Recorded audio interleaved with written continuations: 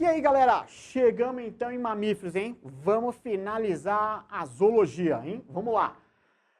Bom, aí fica fácil, né? A gente faz o seguinte, o que os mamíferos têm que as outras classes que a gente comentou aqui não têm? Então, a primeira característica importante, glândula mamária, claro, né? Então, a função, a amamentação, beleza? Glândula sudorípara, inclusive, só lembrando que é uma característica de mamíferos, mas é nossa, né? De nós, seres humanos, tá bom? Glândula sebácea. A glândula sebácea, na verdade, sudorípara, né? Até voltando aí, sudorípara tem a função, na verdade, de transpiração. Lembrando que a função da transpiração, muita gente fala, excreção. Não. A principal função é justamente fazer a manutenção da temperatura corpórea. Fazer com que a transpiração pegue lá o excesso de calor, não é isso? E é dissipado junto com a água no ambiente, beleza?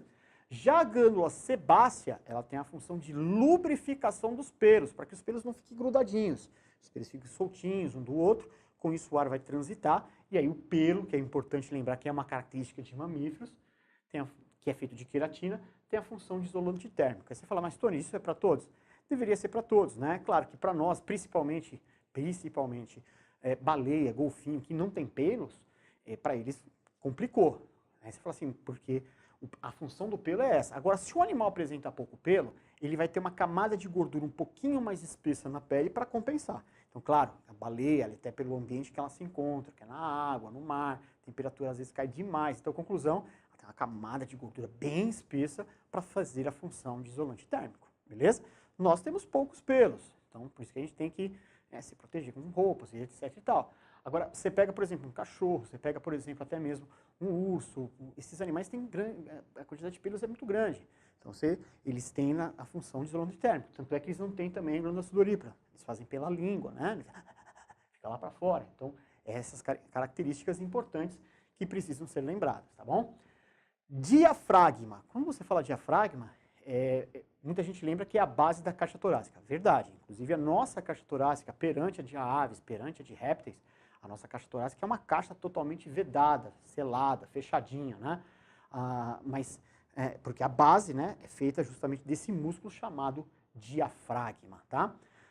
A caixa torácica ela é constituída, né, na verdade, de músculos intercostais, é feita de costela, externo, e no nosso caso, dos mamíferos, esse músculo chamado diafragma, que é a base, beleza? O diafragma ele tem um formato de uma cúpula, ele é arredondado. Quando ele contrai, beleza? Ele vai planar.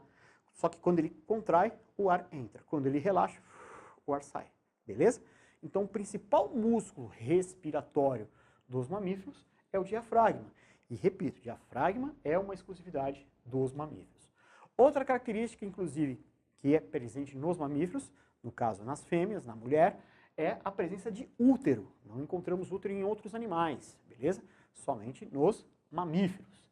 A nossa reprodução sexuada, nós somos dioicos, nós temos fecundação interna, nosso desenvolvimento ele é direto, a grande maioria de nós mamíferos somos vivíparos, não é isso? Portanto, o embriãozinho fica dentro do corpo da mamãe, não é isso? Então, dentro de uma fêmea, e é alimentado por esse corpo materno, né? É importante lembrar disso.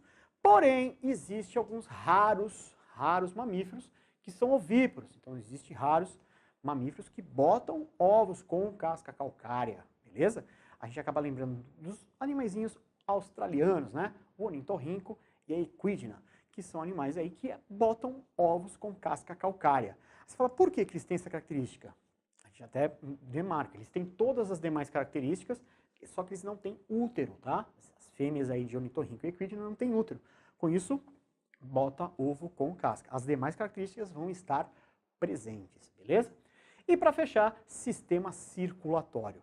Olhando assim o sistema circulatório na parte teórica, é muito parecido com o das aves, né? O fato de ser fechado, então o sangue não sai dos vasos sanguíneos, o fato de ser duplo e completo, então não tem mais mistura de sangue, por conta disso, um grande suporte, né, de oxigênio para as células, o metabolismo fica acelerado, portanto sangue quente, beleza? Homeotérmicos, a temperatura corporal do animal, ela é constante, característica nossa, a nossa está sempre 37 graus Celsius, geralmente é arredondado, né? A nossa média oficial é 36,6 graus Celsius, a gente arredonda nos exercícios aí de biologia, química, para 37 graus Celsius. A única forma para diferenciar o coração de um mamífero para de uma ave é para que lado se curva a artéria aorta. E a nossa artéria aorta, né, aquela que parece um cabinho de guarda-chuva, ela se curva para a nossa esquerda, então para a esquerda do animal. Já nas aves, se curva para a direita. Mas perceba aí, os dois átrios, direito e esquerdo, os dois ventrículos, não tem comunicação entre essas cavidades, por isso, completo homeotérmicos. Esses somos nós, os mamíferos.